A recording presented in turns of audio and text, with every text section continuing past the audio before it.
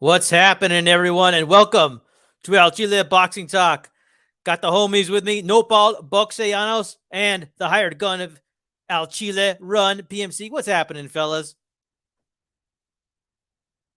What up, What up, Chicano? What's up, Run PMC? How you guys What's doing up? today, man? What's up?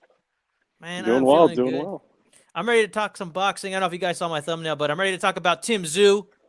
I'm ready to talk about Ryan Garcia versus Tank, and I'm ready to talk about Canelo. All hot topics. Tim Tszyu is one hell of a hot topic. I'm telling you, man.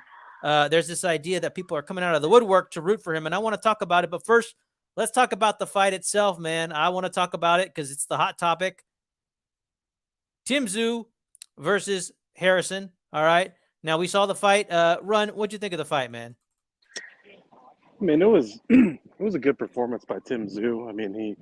I thought Harrison was doing decent in the beginning part of the fight, but then it just seemed like he wore down, and I think the weight cut really got to him now. And I think it's probably time for him to maybe take a few more fights and call it a career. But Tim Tszyu, I mean, he did what he was to did what he was supposed to do in the fight, but I wasn't overly impressed. I mean, he got the victory, but against a guy like Harrison, especially at this point in his career, I thought he would bring a lot more than he did. And he seems to get a lot of attention, and it seems like he's a solid fighter, but he's nothing really spectacular. Hey, man, that's how we're gonna do El Chile. We're gonna break it down. We're trying to get that Tim Tszyu crowd apparently because we're high, maybe high on Tim Tszyu, but here all we can do is keep it El Chile, which means keep it real. Nopal, what'd you think about Tim Tszyu's performance? And okay, also I want to mention a couple other things. There's some theories out there that maybe Tony Harrison threw this fight. The Colt, they didn't like what they saw. On top of that, there's also these theories that, hey, well, he's the head coach of Michaela Mayer. That could lead to some sex if he's lucky, and that could lead to some weak legs. Nopal, what do you think about all this, man? What the fuck? I never heard any of this stuff, man. Of course, I don't spend that much time on YouTube anymore. I do, Occasionally, but that's what's going on, bro. Those are the two theories, man. occasionally, only when I troll people. You know what I mean? He But I I actually thought he did all right. Tim Tszyu. I think this is actually the first time that I watch him fight. So, all his other fights, I just uh, saw his highlights or whatever. I thought he was really good at conserving his energy. I think that's important going forward because he's going to need that versus Charlo.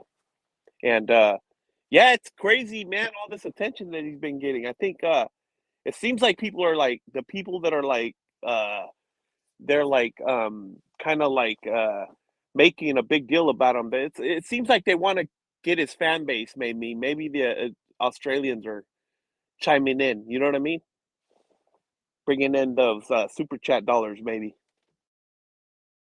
Hey, I mean, we'll see, dude. That's why I had this little thumbnail, is to pander to the Tim Tszyu crowd out there. There's a big, juicy crowd of people, and those don't just fall out of the sky. There's only certain fighters that could come with this big fan base, right? And is Tim Tszyu one of them? Well, I mean, he's no Pacquiao, I'll tell you that. I mean, right now our numbers would double to like 6 people if we started talking Pacquiao right now. You know what I mean? They would come, right?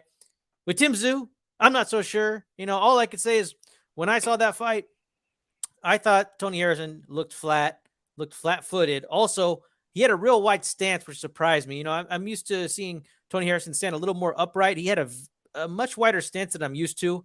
He kind of still had his pattern of doing like his micro stepping, back stepping, but he wasn't moving nearly as much as he is able to. Also, he was trying to feint. That lazy backhanded jab of his, I mean, wasn't going to hurt a fly. Those are some of my initial thoughts on that fight. But I want to give a shout out to Team Batman Boxing, who's in the house. JC says that he's leaning Tszyu, and that might be in regards to the Charlo fight, which we're going to talk about here in just a second. And Team Batman Boxing here says that it was a great performance from Tszyu. Looked really impressive. Did what I expected. Easy money on the stoppage and the win. Both got paid. Okay. Now, as far as Tim Tszyu handling business, I feel like he did handle business. That was pretty easy for people to see, and I noticed that too. As just an experiment, I decided to go back and watch the first Charlo versus Harrison fight, okay, just to see if we were still dealing with the prime Harrison, because that was another subject. Did he throw the fight? Were we dealing with the prime Harrison? All kinds of theories, right? So I wanted to go back and take a look at what a prime Harrison looks like. besides what I already mentioned, I did see a lot of similarities. I feel like Tony Harrison did go there to win, but the difference between the fight that I saw with Charlo and the fight I saw with Tszyu in regards to Tony Harrison is Tony Harrison was kind of able to shake up Charlo at times, and I feel like Tim Tszyu just had a really good way of just kind of walking down Harrison, being able to take a shot, have a nice center of gravity, and then just throw a nice punch back. And Harrison just couldn't handle it. It kind of reminds me of the way Terrence Crawford will kind of like get hit and then kind of wind and hit you back with something. I feel like Tim Tszyu is really good at doing that.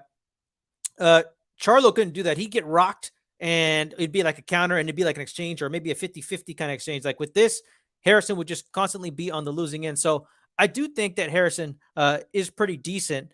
And as far as like the fan base and people pandering, that's the other thing too. There's channels out there saying that, people are just coming out of the woodwork to root for Tim Tszyu now. Like I do think that there could be some hype, and so here we are, saying that he could be the one for all those fine Australians that might be listening. Hey, we love you guys. If you want to come over here, it's a good place to hang out, right? Come join us, right? The Mexicans are cool, man. We ain't got no beef. We don't got no fighters at 154. But this does lend to the natural conversation as to if Tim Tszyu could possibly beat Jermell Charlo, because that looks like is what is coming up, okay? The undisputed 154-pound champion, Jermell Charlo. Now, I just want to throw this out here, too. Before this fight, when they were scheduled to fight initially, it was more of like a 3-1, 2.5-1 odds separation. Now the odds have gotten tighter. Now Tim Tszyu is less than a 2-1 underdog. So the odds have tightened. This is almost a coin flip fight now, according to the odds makers. Now, Run, what do you think about these odds, and who do you favor in that matchup? No, I think it's justified with the adjustments on the odds. I mean, Charlo's last fight was it Castano too? Was that the last fight he fought, Jermell? Yeah, I believe it was. Yeah, I think it was That's Castano. Quite a while Yeah. ago at this point. So you think about it, it's like I feel like people always downplay the physical, but Charlo's been at 154 basically when he's like fighting in championship level fights or like step up fights since basically his whole career. So he's getting to that point, and Tim Tszyu is relatively fresh, so it's going to be hard for him to make weight. I think like people downplay that, but I think it's a serious thing, especially like being inactive, and Tim Tszyu stayed active. So I favor Charlo, but I mean, it keeps getting closer the more they keep waiting on it. So, but I favor Charlo in it. What do you think, Nopal? I think that, I kind of agree with what Run is saying.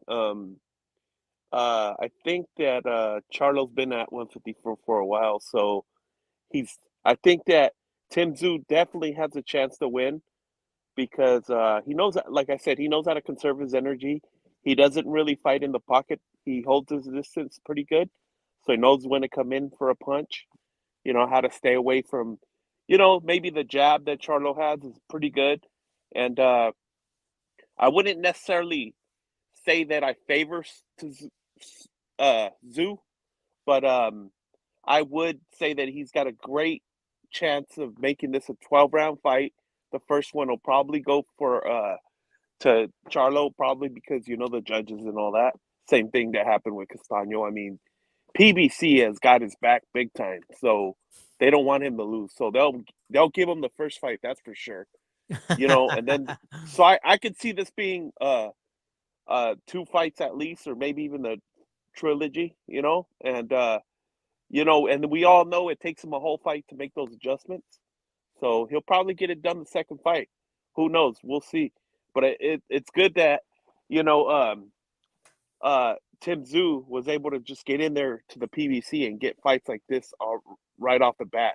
It's really good to see that, Hey, I mean, that's a good point. It is kind of refreshing. I'm not sure if that's like part Jermell or what, but you're right. It is hard for people to kind of crack that PBC wall and get in there and get some fights. But yeah, dude, it looks like Tim Tszyu's getting the red carpet. Oh, wait, and I forgot to say something, Chicano.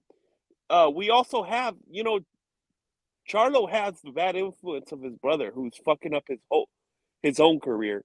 So, that could be a drawback too, because I think that previously before they used to spar together, but I don't think the other guy's doing much of that anymore, Uh, Big Charlo, I don't think he's even sparring with him. So, if that was a help to him before, it's not going to be a help to him now. Have you guys seen how fat he is? That boy's fat now. You know what I mean? I haven't seen it. He's big. Yeah, he's looking out of shape unless they're like doctored pictures. But he's not looking too good, man. It's the art of war. Okay, it's the art of war. Just like everything is the art of war. TFT. No, That's but it's right. a shame.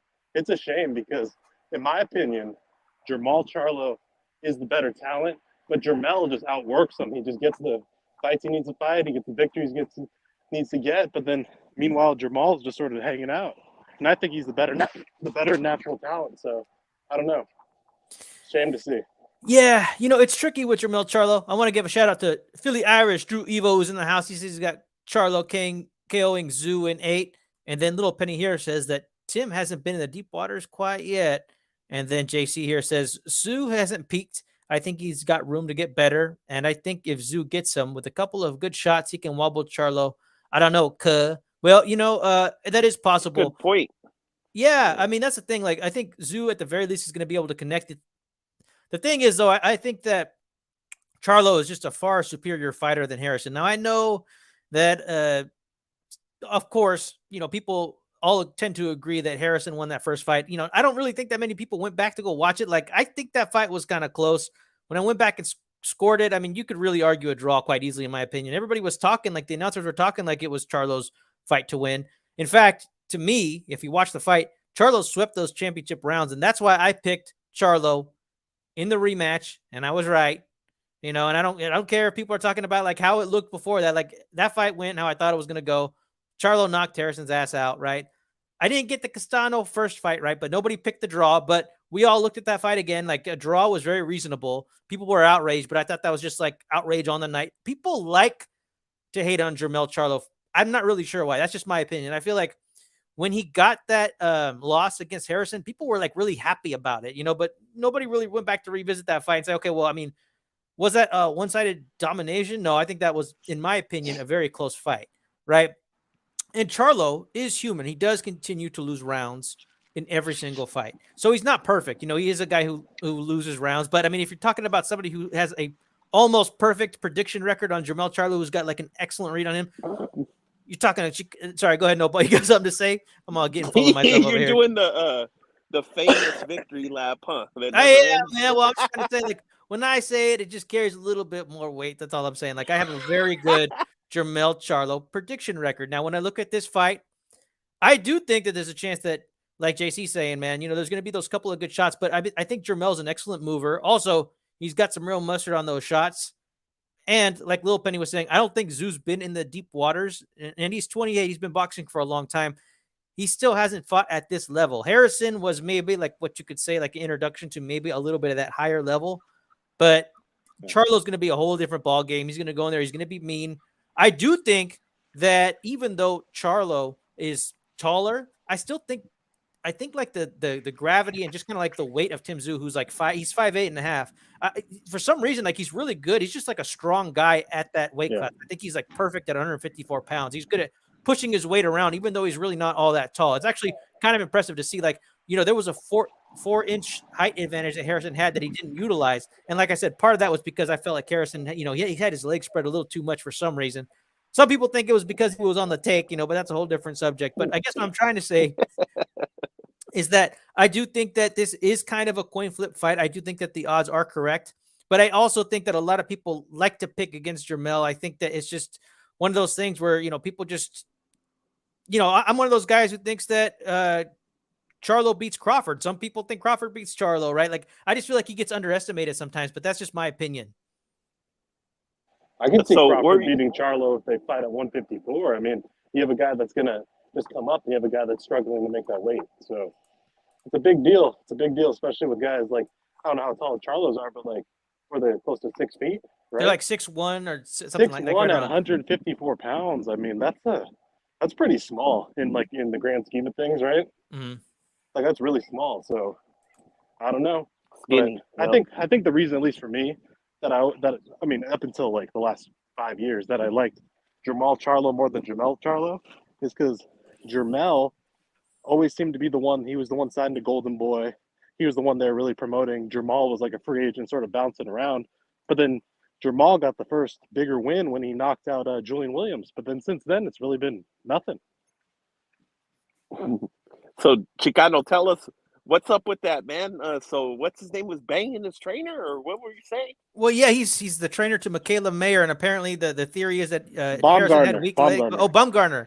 That's right. Oh, Alicia Bumgarner. She's prettier anyway. Oh, they're both fine. What's up, George? How you doing, man? So Good. How so- you guys doing?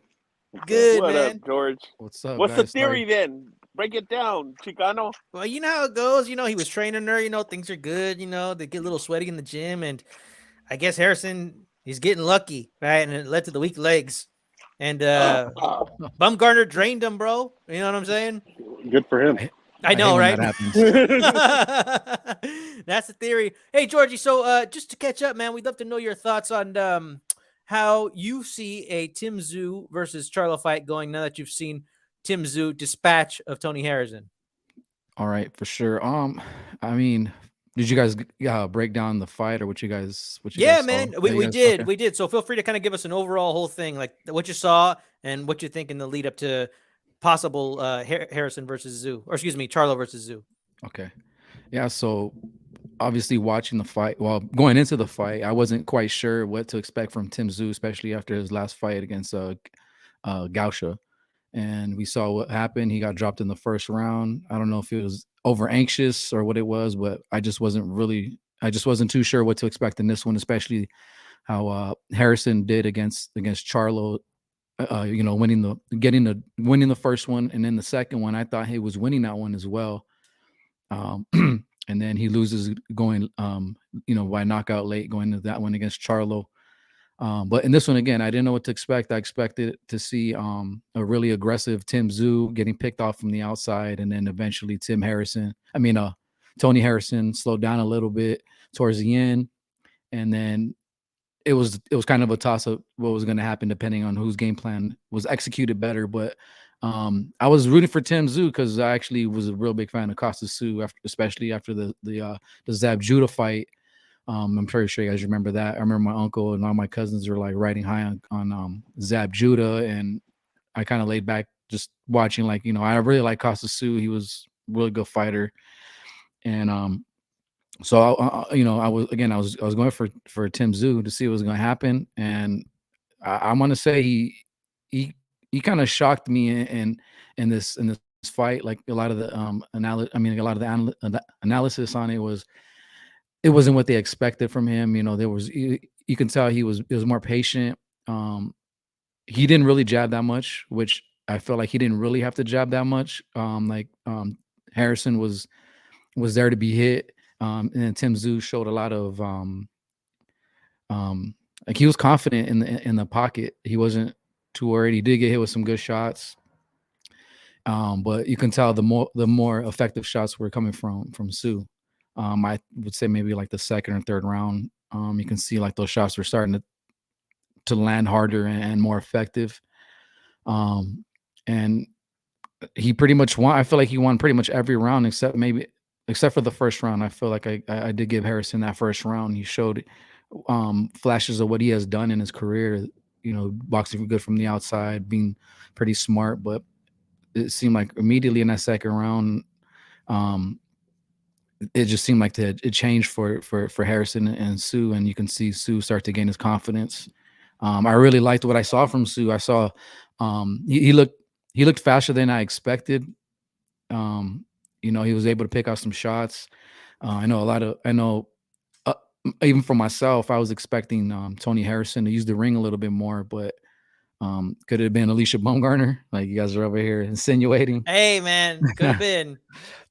I'm not gonna hate the man. I can't blame him if that's the truth, but right. But it just Tszyu.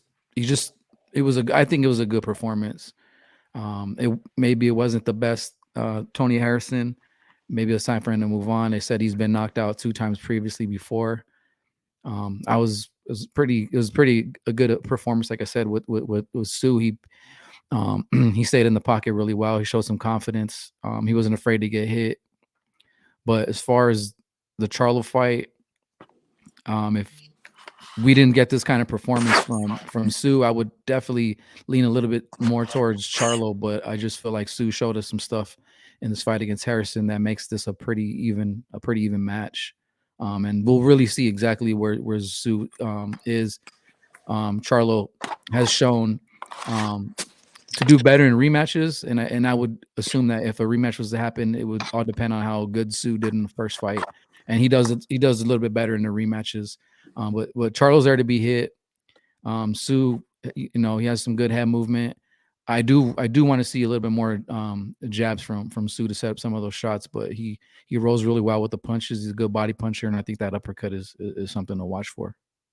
Man, great breakdown, Georgie. You know what? I am excited for this fight, and it's going to be a good one. And I want to give a warm shout out to from the shoe shine, Drew Evo, El Gringo. What's happening, brother? Oh man, you know what, man? I've really been hearing a lot of fucking capping lately about. Okay. Well, let's start with this, Drewski. Okay, first off, you picked Harrison to win. Yeah, Tszyu not really yet. blew your mind. Is he the next big thing at 154 pounds? He's not there yet. Yeah. I really think he has a lot to learn about. You know, he has a lot to learn still. He hasn't really been like against that top weight fighter. Like, you know, Harrison's more focused as a trainer now because he hasn't really been active as a fighter lately. He's been more of Alicia Bongano's trainer. And tell you the truth, I think he's more into leaning into that next stage of his career as a trainer. And before he can come back here, school the young fella a little bit, and it backfired on him. But the thing about it is, I thought the main issue with Harrison was he went off. The game plan should have been, I need to stay in the middle of the ring against this guy and work my jab. He stayed on the ropes the whole fight mostly. He was getting a game plan going on for like the first three, maybe the first 5 rounds of the fight. The game plan was working. I had the fight even at the time of the knockout because I thought he did pull some rounds in. I had round 5 as a swing round, and I gave it to Harrison because he was counting Tim Tszyu in that whole 5th round. Tim Tszyu didn't really land much, but Harrison landed more important punches, countered him. But I really think when he goes to Jamil Charlo, he's able to exploit that because Tim Tszyu's real easy to counter. I watched like 5 of his fights. He is very easy to counter. He puts himself in there, but at the same time, he does move out. But it depends on if the guy is faster than him, he's going to get countered. And I think Jamil Charlo gets him every time with a counter shot. And that's why I said he's going to get knocked out by Jamil Charlo. And I really think it's going to be a learning experience after getting knocked out by him. I don't think that he's ready for Jamil Charlo yet. I think he needs to fight maybe a Fundora, maybe somebody else. But Fundora? Come on, Drew.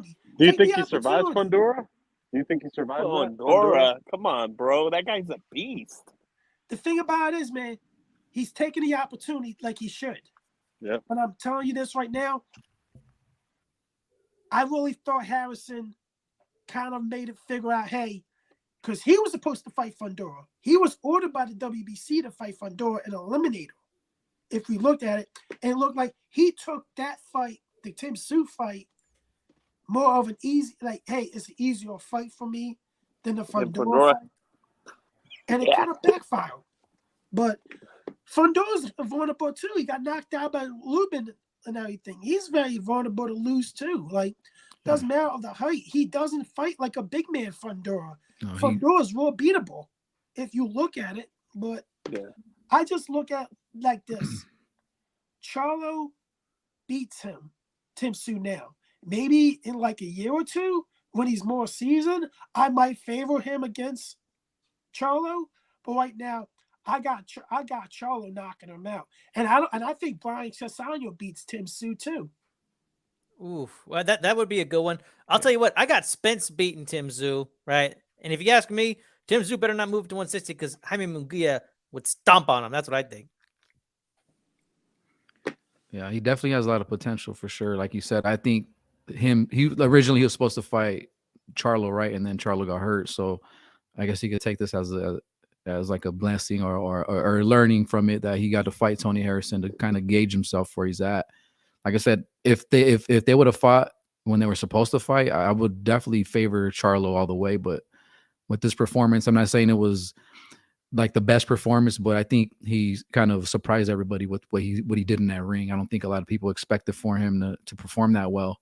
And it was a very close fight, but I feel like, to me, like I felt like the counter punching, and it just seemed like Tszyu seemed more of like kind of in charge in there, even though he would get picked off with some counters. But the most effective punches were definitely coming from Tim Tszyu.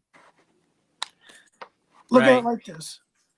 I thought when they were talking about that, when they were trying to compare this, like Harrison's fights with Charlo and everything, I thought Charlo got robbed in the first fight. I thought he won the fight, and then the second, like I'm hearing that he got scored in both fights. I didn't see him getting scored in either fight. I had Charlo winning the first fight 8-4. Second fight, I had it like closer a little bit before Charlo stopped him and everything. Schooling is a little bit of an overstatement when it comes to Charlo and Tony Harrison. Like, if you like Tony, it was like really Charlo at the 12th round of the first fight landed 25 power punches on Tony Harrison. If anybody pay attention to the CompuBox stats and everything, like the championship rounds were all won by Jamil Charlo. So, like, I don't know what else to tell people. Like, people are overhyping Tim Tszyu right now because he beat a guy that's really, what can I say? I'm not trying to make excuses for the guy, but hey, he's washed. Yeah, he is he's now. lost. He's leading into as a trainer now, but he still came in there and took the fight and fought him. He beat a name. He got a good guy on his resume. He got a former WBC 154-pound champion, a guy that supposedly have a victory over the undisputed champion. So, I thought he was washed when I was watching the fight, and I don't know how the hell Drew had this a draw going into the knockout. The dude clearly looked like we all knew he was going to get knocked out for like 2 or 3 rounds. I'm just waiting for it. You know what I mean?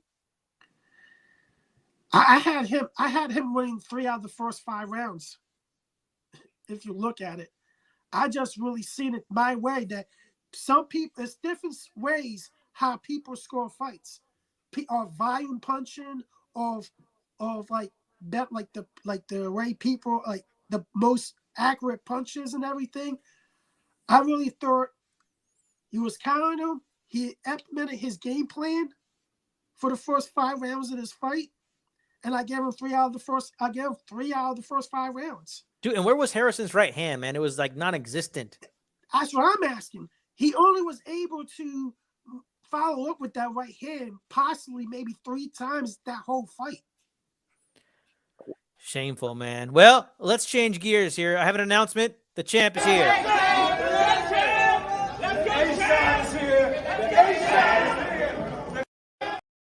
All right, man. We're going to get into Perskate here in a second, right? But let's talk about what was also revealed in this press conference, because, this was news to me and we haven't had a chance to talk about it. I'm glad that Drew's here. This is just a little highlight of everything that we're going to be covering, because this kind of encapsulates everything that we're going to talk about. Let's roll the film. So it was right. You see how I'm not even worried about it. Look, not even worried about it. So why'd you weight drain me? Why'd you weight drain me?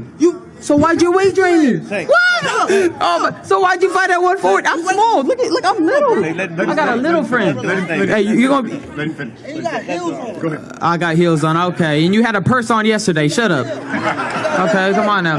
Yeah, you got one on now. Come on, man. I'm gonna beat him. I'm gonna knock him out, and that's it. We'll see you.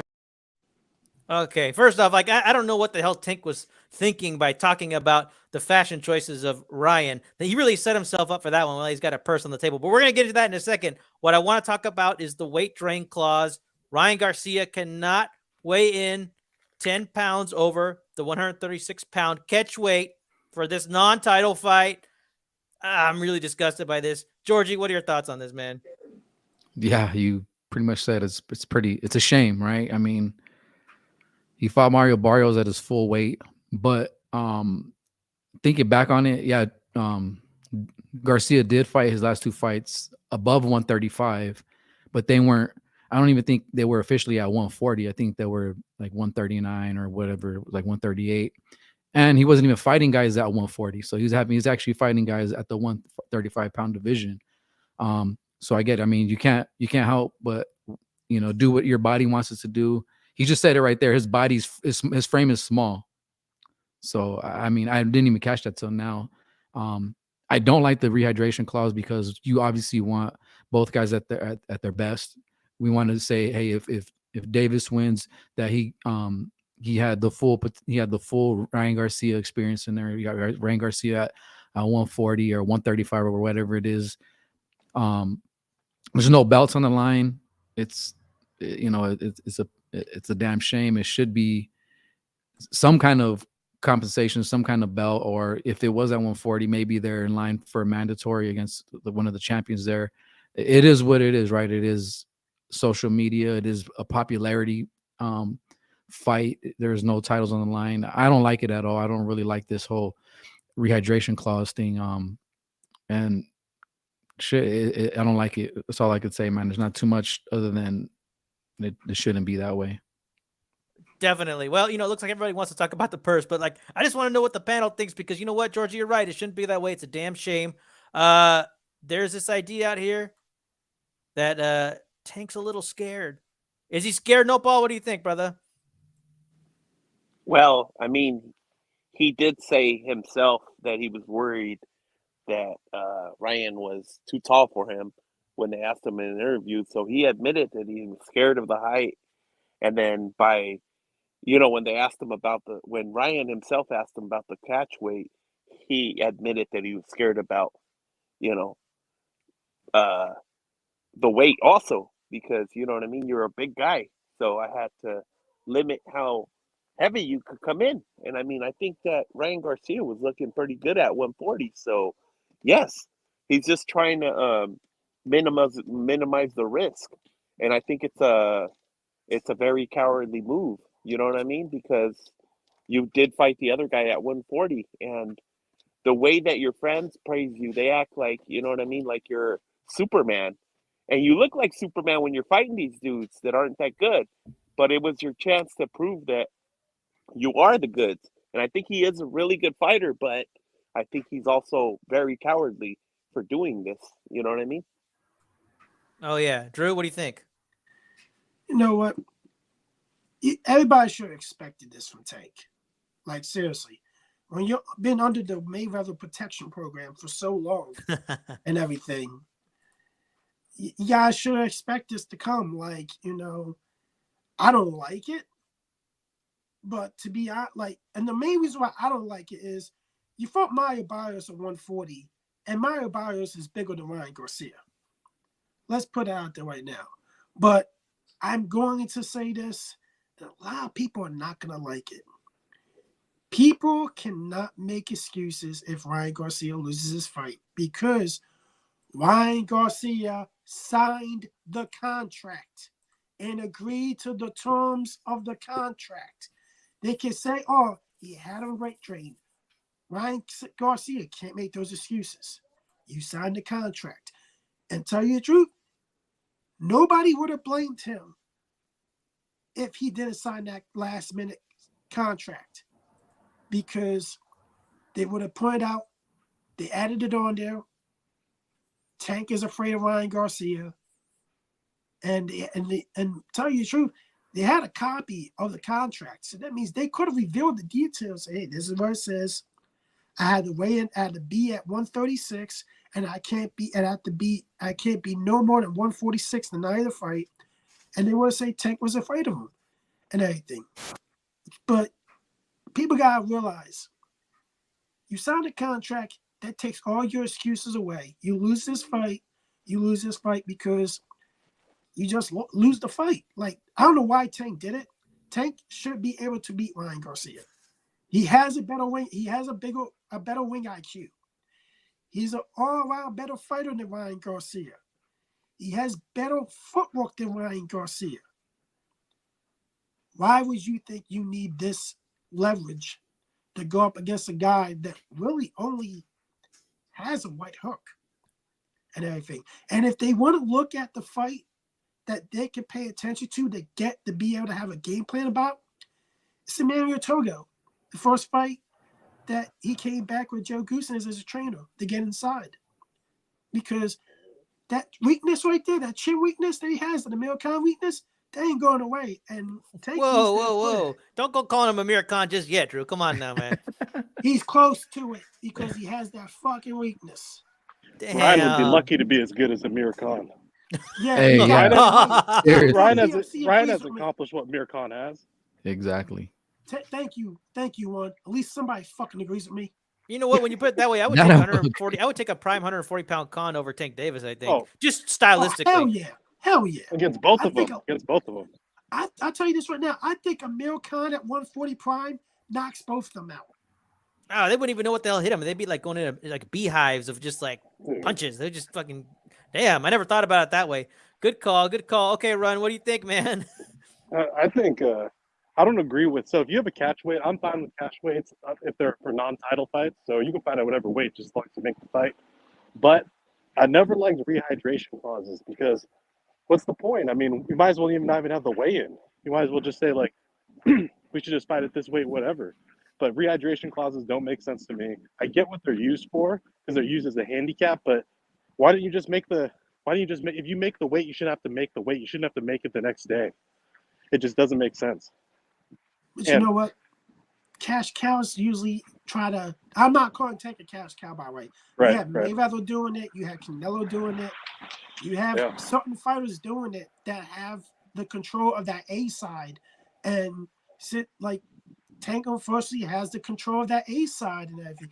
Everything's going towards Tank because Showtime owns the rights to everything, and I'm really surprised the fight's happening. That the zone is allowing this to go through because one of the biggest attraction is going to be on another platform. Yeah, right. And I think it's odd. I mean, like as a competitor, why wouldn't you want to have the fight with like where no one can make an excuse or like sort of justify why you won? Wouldn't you want to be like just straight up and win so there's nothing? But I guess it's because we look at it from like a boxing fan standpoint where the general public, they don't even know that this fight's at a catch weight. They just think the fight's happening. So I think that's what they're appealing to. You're on mute. Yeah, I think the whole thing's bizarre, man. And like you all said earlier, man, I'm listening to it a bit too much of like the cult on the other side. Because here's the thing. I was listening for years and people are pissed off that Canelo was implementing catch weights, usually like 1 pound over so Canelo could make weight, right? It wasn't to drain if you look historically, although he was drained by Floyd Mayweather, was drained by Cotto, but they're pissed off at Canelo. And now Tank's doing it. They're like, well, hey, Canelo did it. You know, Tank's the A side. He's got to take advantage. So it's like, I feel like I'm taking crazy pills. And then in like the same episode, sometimes they'll start talking about how Loma is drawing out the negotiations with Haney because, you know, Loma's trying to drain Haney. Right. So like, do you have an issue with that, but no issue with this? Like in the same episode, like I think like these people are, or I don't even know what to say. Like it drives me crazy, but you know, it's pointless for us to kind of like talk at them because, you know, they're not going to go with logic anyways, but I am upset by this. It's just like Drew said, you know, I feel like Tank Davis could go in there and just win naturally anyways. He deserves to be the favorite. I think that Ryan Garcia has a puncher's chance. I think he has a better chance than maybe most other people might, but I still favor Tank so far.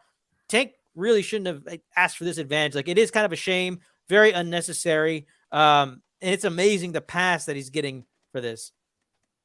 Of course. I hope he blows the weigh-in, man. The second one at least.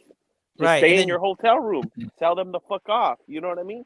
Do it. They're not canceling. They're not canceling the fight. Yeah, it doesn't make Tell way. them There's to no bring way. the scale to the weigh-in. I mean, to the walk-in or whatever, so you can get my weight there.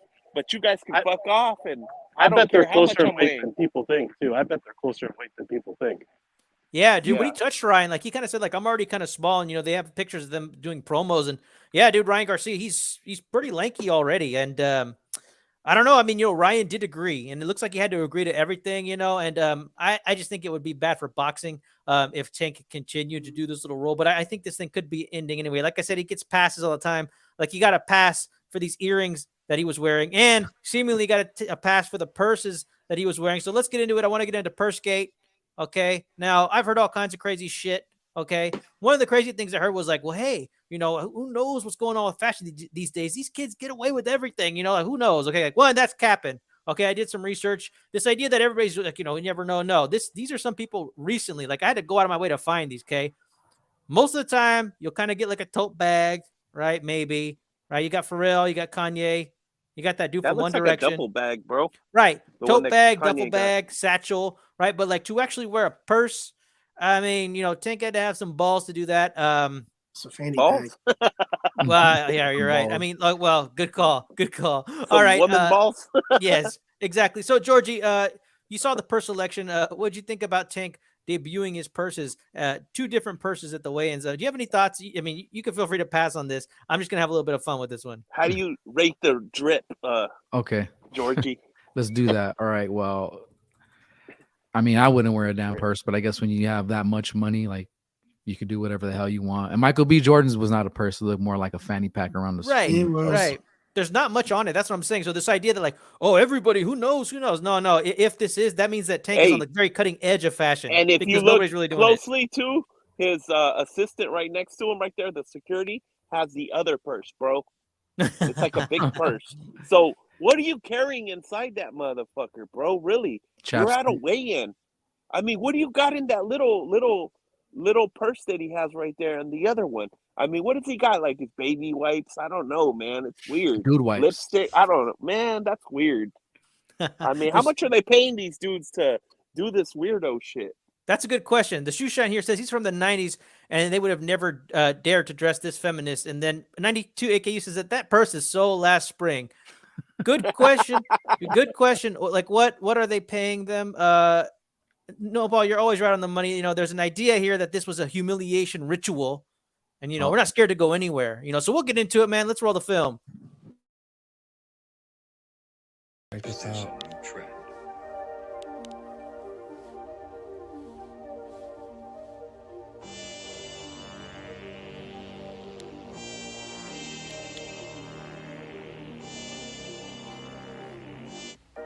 Man wearing purses, man putting nail polish in the nails. There's a lot of weird stuff going on. Man wearing dresses. Pay attention to the agenda. They're trying to emasculate the masculine man. Y'all see it. All right, Nopal. Speak on it, brother. All right, bro. So there's this little one. Did you see that picture where the dude has like the purse that goes over? I've seen people actually in like the neighborhood they got him on, but usually they got it clutched really hard, and usually it's like they carry their gun in there. You know what I'm saying? Mhm. But it's true, man. This thing is like I think it's like an agenda or something. I don't know, man, but they couldn't pay me to do that type of bullshit. I don't care what they would try to pay me. You know what I mean? I would never do some shit like that because it makes you. He gave Ryan Garcia, man. I don't understand how he went to sleep on this shit. What's his name? Gervonta gave him so much material to work with, that he could have just fucking roasted the hell out of Gervonta. But they're both kind of slow, so I get it. You know what I mean? I think he did all right, but you wanted more from Ryan Garcia, but I do get it. Okay, Drew Evo, what do you think about Pursegate? What do you think about the agenda? And I also want to tell you all that video in that about that Lakers game, that was in February. So they're just pushing out the purses, to the pawns, right? People are saying that 2 Chainz is part of the Illuminati, part of MK Ultra. Shannon Sharp's on the take, right? And Bad Bunny, well, he's a Puerto Rican. So, if they wear purses, wear a little bit of pink, that's different. Okay. They call him a gay baiter. He gay bait. Drew, what's up, man? Talk to us. I don't know what the fuck's wrong with these people these days. You got Russell Westbrook wearing a fucking skirt. Right. I'm gonna say this, man. Jesus Christ. Last time he's fucking dressed as fucking Ash Ketchum from Pokemon. Now he's fucking wearing a fucking green purse. And then the next one is a pink fucking purse. Ryan's wearing high heels, supposedly. Like, what the fuck's wrong with these fucking guys anymore? I'm surprised fucking women give them the time of day and everything. Like, Jesus fucking Christ. What they feel fucking fashion secrets? But I don't know, man. I don't like commenting on this crap. That was a fanny pack by Michael, whatever the fuck his name is, but by the way. But I don't know. This is fucking ridiculous, man. It really is. I can't really see how these guys feel manly carrying a fucking purse around. And like, but I can see where Tank's coming from. He actually literally fights women. And No, I mean, you're right, and that's the thing. Like, what was Tank thinking? He had pink dangling earrings as well. Like, what's the idea that he can pull this off? Because what? I just don't understand the logic. Like, he's getting a pass, but like I said, the people are actually really concerned. Like, it's okay to stay on code sometimes, but there's actually people that are saying like, hey, I'm down to stay on code, but when you talk about pushing the agenda to feminize men, like I can't get down with that. I'm hearing some pushback, and I just wanted to point it out. And then the shoe shine, we are reflecting on what could possibly be in the purse, right? I mean, you got pockets. You got like 6 big bodyguards with pockets. You're only going to do like a little press conference, right? I mean, it could be rolling papers, lighter, bud grinder, Visine, breath mints. I mean, all that could still fit in like a couple pockets. You know what I'm saying? Like, it's a style thing. Tank went for the style, man. What are you bringing to? What do you need that for? Even if it's like I need to carry something, it's like, bro, you don't need to carry anything, bro. What do you got in there? Like, and regardless of all that, it does not look good. It looks stupid as fuck. That's not good fashion. I don't know. Doesn't look good, no, Paul? No, run. I know you know. It looks fucking stupid, and it looks gay as fuck, bro. Yeah. I'll say that. I could see if he was handing out joints, you know what I mean, from his fanny pack, but yeah, that's just not right. Yeah, dude. Run, you got anything on this? You don't do this. No, I mean, it's a little odd to me. I mean, what happens you want to just wear a backpack or just use your pockets? It's just a little, I don't know. I mean, I just even if you had the popularity to wear that stuff, why would you want to wear it? That's a bigger question. Right.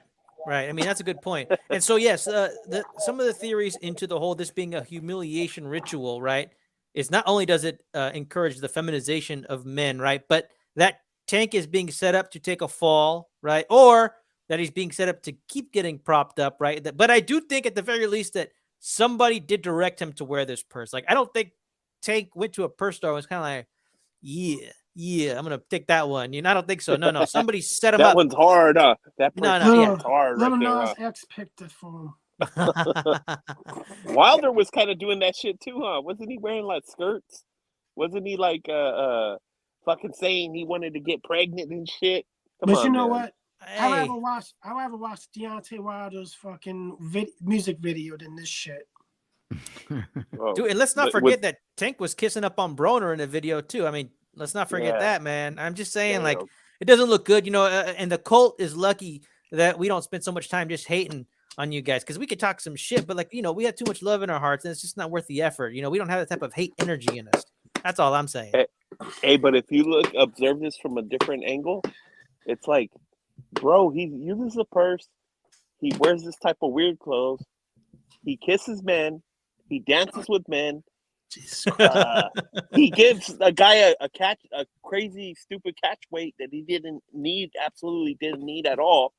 You can't shame the guy into doing anything. What's he gonna do? Get in the ring and fight Clarissa Shields next? Like, you can't. Nobody can shame this dude because he's hit rock bottom when it comes to that shit. You know what I'm saying?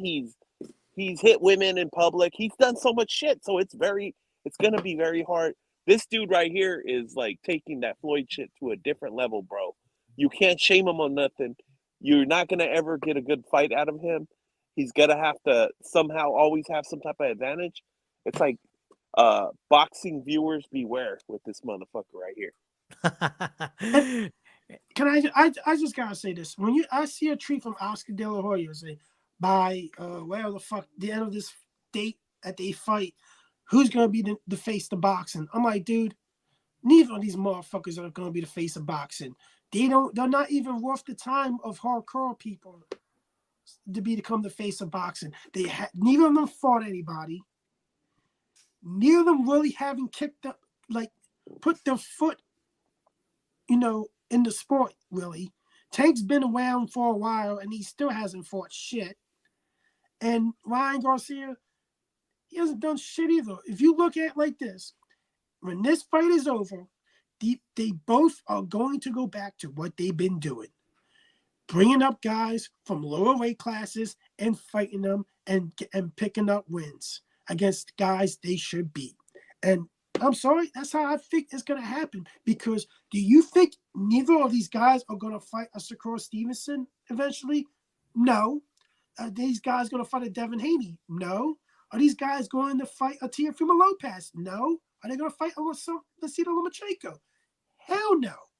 They're not going to fight these top names because legacy belts clearly don't mean shit to them because Showtime puts this fucking narrative on that Tank's a free division world champion and he already has a fucking regular belt at 135, which don't mean shit and everything because Devin Haney is the undisputed champion 135. And when the fuck is he gonna cast that regular title in for a fucking world title shot? Possibly never, because Showtime is gonna pick up bullshit narratives and they're gonna say Ryan Garcia was a former champion, which he never was. He never had a real belt. He had an interim belt, but that ain't shit to real belts. I'm just saying they need to stop the narrative that these guys are going to be the face of boxing. Because as long as Canelo around, and it pains me to say that, he's the cash cow of boxing. He's the one that's going to bring the most money in. He's the one that everybody's going to complain about when he's going taking a mandatory fight like he is doing now.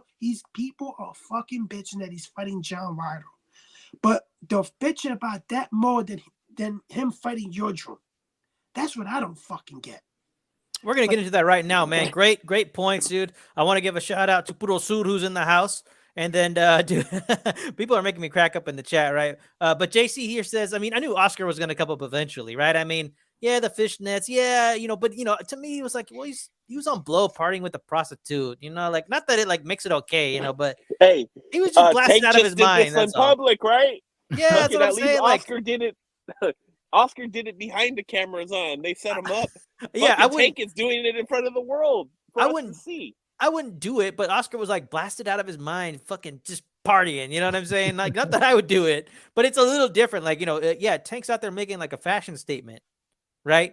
I mean, if you were like to continue to pair what Tank was doing, like with what he was wearing, like pink dangling earrings, a purse, sparkly shoes, you would start putting like lipstick on and mascara, like that, nail polish, like that'd be the way it would go if you're gonna like kind of continue to pair this guy up. He's gonna work it in, trust me, bro. But guess what? If that shit happens, the same thing that happened to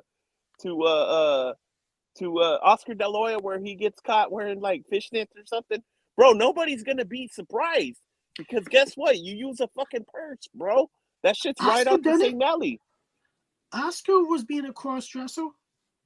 So in private, bro, in private. You know what I'm saying? It doesn't matter. He got exposed. Who could fucking care? I'm just saying, like, he was blasted out of his mind. I'm not saying it makes it okay. All right. I'm not saying that I would do it either. I'm just saying it's a little different, just a little bit. Like I said, but I'm not over here trying to defend Oscar that much because it was embarrassing, right? And he's barely just starting to live it down. But I think it's funny how he could get heat for years. Tank goes out in public looking like a chick, and hey, it's fashion. I mean, shit, we don't know what's going on. What?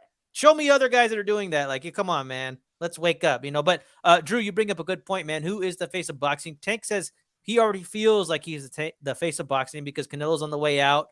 I mean, even though Canelo is only, I think, like 4 years older than Tank, it's just that Canelo's been busy for so damn long. While Tank is still not even fighting real champions, fighting weight-trained social media stars. But I did see on Canelo's Instagram that he states that he is the face of boxing. Now, I don't think I've seen that before, so I don't know if this is Canelo answering back or if he's had this up for a while. Do you think that the winner of Tank versus Garcia will be the new face of boxing? We already know what you think, Drew. Georgie, what are your thoughts on all this? In one word, no. He hasn't done enough. I get it. He is popular, right? He is probably like one of the most. He is popular as far as popularity, but we're talking about boxing, like the face of boxing. Like, he hasn't done nothing at all. Weight draining people, making people come up and weight. He hasn't really fought anybody, and like Drew said, he's got the regular, or they call it the Reggie belt. You know, it's not even like, I don't know. It's they got so much more to do. And I would say if they went on a tear after fighting each other and they continue to fight, you know, let's say Devin Haney, then Shakur, and then went up and weight, and they started fighting at least the top guys, or at least guys with belts. I mean, they definitely both have more catching up to do. But out of the two that have a possibility, that do have a chance and possibility, I would lean with Tank Davis. But no matter who wins this, cannot be the face of boxing. Canelo's still around. He still got a lot more to do. I'll look at it like this. If one of these guys runs up being the face of boxing, we're screwed. This sport is screwed. Little Penny here says that Ryan will because he's already got casual fans. You know, I have my theories about these casual fans. Like, dude, I think at the most this fight, and this is like going to be good numbers, okay? And there's nothing wrong with it. I think it will probably do around the Canelo John Ryder numbers. Like, I know people are optimistic at Golden Boy, but I think it could possibly do like 500,000. I don't think Ryan Garcia has the buzz, the viral buzz like he used to, man. Like, he's growing in social media hype as far as numbers, but everybody grows in social media numbers, right? But I think he was like, when he was younger and he had his first girlfriend, that's when he was hot as far as like having that kind of buzz. Like right now he's like, oh, I'm taking time off. He's always taking time off to focus on negotiations, to train. Like, I think he's kind of over being a social media star. Now he's just a guy who has a larger number because he had a great head start. That's what I think. I gotta disagree with you because I don't think the Canelo John Ryder fight is a pay-per-view fight. And that's still going to do probably 225,000. That's what I think the Tank Ryan Garcia fight does, between 250 to 300,000. I think they're banking too much on the casual boxing fan for this pay-per-view event, and I think it's going to fail miserably because of it. They think this is going to get close to like 700K. This is not going to be nowhere near 700K. This is going to be no higher than possibly 400K, but I'm thinking it's going to be between 250 to 300K. This is going to be a failure when it comes to that measurement. But the Canelo John Ryder fight, I don't think that should be a pay-per-view. And DAZN's robbing people for that shit. Paying a subscription and giving that fucking fight on a pay-per-view platform. Yeah, kiss my fucking ass, DAZN. Come on, Drew. You ain't going to pay for it anyways. I know. I'm going to go look for a site, and I'm going to go sit down, my iPad, I'm going to lean back, and I'm going to say, thank God I did not pay for this shit. No, Paul, what do you have to say about all this, man? As far as what? Because I lost whatever you guys are talking about. Hey, we're just kind of bullshit. You know, Drew, he's capping over here as always. Yeah, he's capping, bro. Don't put words in my fucking mouth. Drew, I think you're fucking crazy, bro, if you don't think that this fight is only going to do 200K. You're right. It's going to do at least the Bivol numbers, in my opinion. I think you're delusional on that right now. I think it's going to do at least don't use that fucking saying, man. I need to hear that shit again. It's safe to say that it's going to do 500K pay-per-view because, bro, did you see the first press conference? There was like 40,000 people live between both between the Zone and Showtime, live just watching the press conference, bro. People don't line up to see that type of stuff live like that. You know what I mean? It's not beating Jake Paul and Tommy Fury numbers, baby. I'm telling you that right now. And bro, that fight, sorry, bro. Nobody even paid for that fight. I don't believe those numbers. I don't even believe that it sold 800,000. But here's the thing. Are you going to believe that this fight does like 500 to 700K? You going to believe those numbers? I would, because there's hella people that want to watch this fight. And I'm not saying that I'm going to be one of them dudes purchasing it, but I know that there's going to be a lot of people buying it. These guys, between both of them, have way more fame than Jake Paul and the other guy, that whoever he fought. You know what I mean? They have way more fame, bro, between them. You know, it's just like between these guys, they got it's like a concoction, bro, that's going to bring in hella fans to watch it, you know?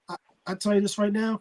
When it turns out I'm right, I need you to kind of make a little thumbnail of people praising me, and I'm in the sky. So what you're calling 225,000? Is that what I'm hearing? I'm calling 300,000. Let's do this, Drew. That's fine by me. I mean, there's no way. I'm not doing no more. You do a pie bet with yourself. I'm not doing a pie bet. Do a pie bet with yourself, bro. I'm not doing a pie bet with myself. You can do a pie bet with your left hand. How about and your a right fucking hand. cupcake? How about a small cupcake, bro? I'll probably eat that shit before it goes in my face. Ron, you got anything on this, man? I don't think it's gonna sell well. I don't know why. I just don't. Thank you. I just think the audience that both these guys have are just like the Instagram audience where they're just watching like short clips, and I don't think it's gonna convert into buys. I don't know if that's just my gut feeling on that. I might be totally wrong, but I don't know. And I don't know the social media numbers, but who has more followers on Instagram and like the other social media platforms, Jake Paul or Ryan and Tank combined? Because I don't know, but I feel like Jake Paul might be up there. Yeah, Jake Paul has he had more the whole than- YouTube too. Jake Paul had the whole YouTube. You got to remember that he was a YouTube That's right. star since he was a teen. That's right. So I don't know. I think it might be. Yeah, I don't know. I just don't know if those followers are going to convert, because like a lot of people that follow Ryan are like teenagers. Do you think they're going to fork out $100 to pay for a fight? I don't think so. Like, mommy, daddy, would you buy this fight for me for $100? Fuck no, kid. Shut the fuck down and watch that shit online. Well, you know, that's the other thing too. Sorry, go ahead, Georgie. No, I was just gonna say, like these teens, they're the ones that that's what they're expecting for them to do is to tune in. You got to remember, these kids are smart. They know how to find all the links and websites and all the shortcuts. Yeah, that's true. They're gonna find everything anyway. There'll probably be a handful of them that will buy it. I don't think it'll do 300. I think it'll do maybe between 700,000. I think. There we go. So Yeah, what about I you, think Chicano? I think He said, "Here you 500,000. go." 500,000. Give for us a both number, fights. Run. Give us a number, Run. Something, a projection. I think even I say 475. range. Okay, see, 475. you're. We'll see, Drew. You're not gonna be vindicated though, bro. Here's the 225, thing, bro. man. Come on. Quit hating, They're Drew. gonna You go on hating, Drew. Instagram. They're gonna go on somebody's Instagram live, and they're gonna go Yeah. on somebody's Facebook Or live and Twitch. watch that People shit. stream Hey. on Twitch And too. Twitch. on All YouTube, that too. could be true though. It doesn't necessarily mean the numbers is will be true, that no, low Paul. though. 225. Yo, You're look at it like capping, this. bro. King of capping right now. 225 to 300,000. That's the number it's gonna be. And once that happens, Chicano's gonna make that thumbnail with people praising me while I'm in the sky like this. With And the then- dubs Come or on, what? Drew. the Come dubs. on, And man. it's and then after that, he's gonna have me on here, and I'm gonna say, "I told you, motherfucker." So Well, hey, You're man, I gonna want do to a end victory this. lap, huh, Drew? I can't do a victory lap these nowadays. I'm Fucking too fucking lazy to do it. a Oh, year-long man. victory lap. Like I'm the guy that predicted that. I'm gonna do a victory lap around my Stop. fucking bedroom. Well, hey, man, I want to end this on a good note because you know what? Canelo had a press conference with John Ryder, 2 press conferences. One was in Guadalajara, man. And you know what? My Spanish is so, and I picked up on some real nice things, and one of the things that I did pick up on, well, Eddie Hearn said this in English, but what he was saying is like, listen, when I came to the table about where we wanted this fight to be, Canelo and Reynoso said, nope, got to be in Guadalajara. Now, England was on the table, Vegas, LA, Saudi Arabia, and Eddie Hearn said that there are places where Canelo could make more than double. They said, no, we're bringing this fight home, man. And you know what? I want to give a shout out to the face of boxing, the torchbearer of Mexican boxing, Saul Canelo Alvarez. And I just wanted to share this because I was picking up on it and nobody's really talking about it, but I did read about it in some Mexican articles because I wanted some clarification because they made it sound like this was going to be very accessible to the Mexican people, right? That was their goal. Like Canelo saying, man, I'm very proud to be from Guadalajara. I want to give back to the people, right? And so check this out. This is what they had to say. They said, we're fine-tuning the last details little by little, but we're going to give you surprises about the fight, right? And he says the company is going to be in charge of carrying out the fight. And they said it's worth mentioning that almost 50,000 of the tickets of the sports venue is located in Jalisco. The government entity plans to acquire 10,000 to give them to the population. According to the statements that the actual sport of the boxer seeks to benefit those who could hardly go into a boxing function to see Canelo. So they're going to give away 10,000 tickets, right? I thought I was just really impressed by this, right? And, and I could tell that there's a lot of love. Like Canelo has a lot of love for his people. And I think this is great. And then this is what they go on to say, that the government of Jalisco is going, what they're going to do is to find a number of tickets that they want to put for free for people who could never see Canelo fight, and then give tickets to the sports academies, or boxing academies, boys and girls with cancer and diabetes. We're going to make a social program, right? And it's going to translate to millions of dollars of losses, right? And on top of that, too, it looks like minimal tickets are going to go for about, I don't see it here. Oh, yeah, for ranging roughly what would translate to about $20 American, right? So if you can't get in one of these free tickets, the tickets are going to start at $20 American. I think that's pretty awesome of Canelo, and I want to salute him for that. Anybody got anything on that? The cartels are going to benefit from this. Yeah, I Who? just wanted to say, man, I just you came know from what? Mexico. You know what? You're a hater, bro. I just wanted to say that I just came from Mexico, bro, and I was talking to some people out there, and there's construction workers working their asses off, bro, and they might, if they're lucky, they might make $50 a week, bro, and that's just crazy because, who can live with like $50 a week? So, that's probably something that's always been on his mind. If I have a fight over there, I'm not gonna make that much money, and it's more about giving back to the people, and that's good, Yeah, dude. I'm really moved by it because, when you're a kid, dude, like things seem larger than life. And, for Canelo to actually come and to just have this fight, like to have like the greatest athlete to ever come out of Guadalajara to come out and give like a pretty much a very cheap show. I mean, it's got to be cool. And to mention cartels, all I could say is, they better act right. I mean, everybody in Mexico should be acting right for this one, right? No danger. I mean, I wouldn't be going. Little Penny's asking me if I'm going to Guadalajara. I don't think so, right? So I think a lot of Mexicans are going to show up for this one. And it's just like a wedding in Mexico, right? If you show up, don't start any trouble, right? That should be the golden rule. Oh, God, please don't get emotional now, guys, over this shit. Man, Drew, you're such a hater, bro. You guys are getting fucking emotional about this shit. We're not even going to the fucking fight.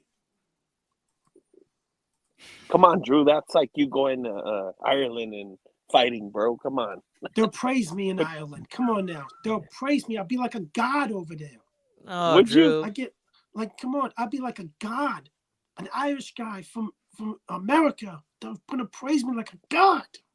Sometimes, when you try to come out and you try to give like a good message and some feel good, negative energy comes to meet you, right? It tries to resist because it doesn't like that you're ascending. You know what I mean? And you have somebody, a hater like Drew, right? Just a hater comes in being so damn salty, right? We welcome him in. And he comes and he talks down to us like this, right? Talks about cartels, talks about this. All I'm trying to talk about is a superstar giving 10,000 tickets away to people who couldn't afford them, who could never even dream to see Canelo.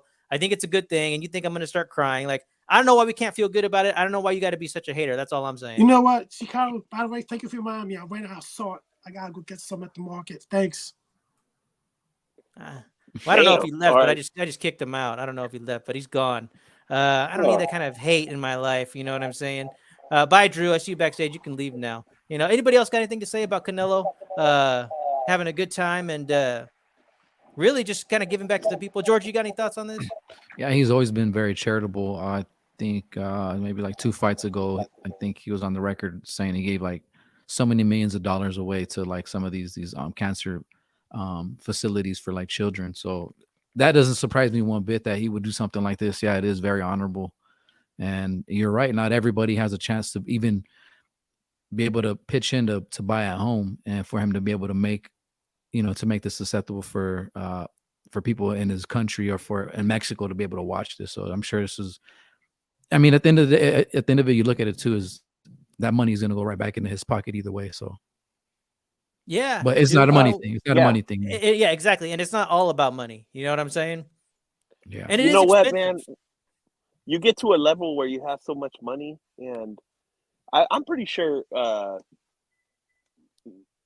all 4 of us can understand this. You can probably get to a point where if you have one more dollar, it really doesn't matter because it's not going to make a difference in your life because you already got what you need and stuff like that. So it's like, and it's very encouraging to hear a boxer like Canelo say that money isn't everything. You know what I mean? He goes, there's pride, there's other things that are way more important than money. And, and so when you hear somebody talk like that, you always, in your mind, you're like, well, you're going to have to prove it, buddy. You're going to have to show us that that's how you really think. And, when he does stuff like that, that's when he's kind of proving it, when he's fighting guys like Bivol, you're like, okay, so, we all know that was a super dangerous fight. You might not win that. So what's more important here? Your pride is more important because you could have easily just went to Showtime and beat the hell out of Benavidez over there probably and, made way more money, been way more safer to, it would have been an easier fight, all that, sold about 1 million plus pay-per-views. You could have just prolonged your career better, whatever, yet you chose to do something else. So, little acts like this is where you you hear somebody talking, and then you get a chance to see them prove it. You know. Yeah. You know, and if somebody, you said that the construction workers out there, they make about $50 a week, no, Paul? Is that what you're saying? Yeah, they make very little bit, man. I know because we have some. Me and my family, we have some construction going over there right now, and yeah, I mean, they don't make a lot, bro. Well, you know, maybe they still could make it happen, right? Like, say your expenses are met, bro. Like when I went to go see Canelo versus Kovalev, dude, I mean, for what I was making at the time for 2 tickets, I mean, it did cost me a couple weeks worth of work, right? I mean, so maybe they could still possibly make it happen. I mean, this will be their only opportunity to see a superstar, a top athlete, one of the highest grossing athletes, period. I mean, this will be really cool for them. I'm really happy for the people of Mexico, man. Yeah, And look at and little Penny over $20. here talking about like no Nito Donaire. I should have known Pac. How's Pac involved in this conversation? You know what I'm saying? He wishes Pac would have fought in the Philippines when he was in his prime, but he didn't. Hey, that's fair. That's fair. Yeah, Construction but Pac workers and did a Dubai lot make of those stuff money. Yeah, he's done a lot for for sure. Yeah. Filipino people, man. He gives away a lot of money, so we can't ever question him. He's got a good heart too, you know. Just like I know. Oscar I De La know. Hoya, he's given a big part of his career money to charities everywhere. Nice, nice. Well, fellas, I think we're gonna wrap it up, man. But yeah, I want to give a shout out to Canelo Alvarez. Salute, man. Not very many people go out of their way to do something like this, and I could tell it's from the heart, you know. And I'm a spiritual guy, man, you know, and it all feels good, man. So this is the Al Chile crew. We are out. Peace.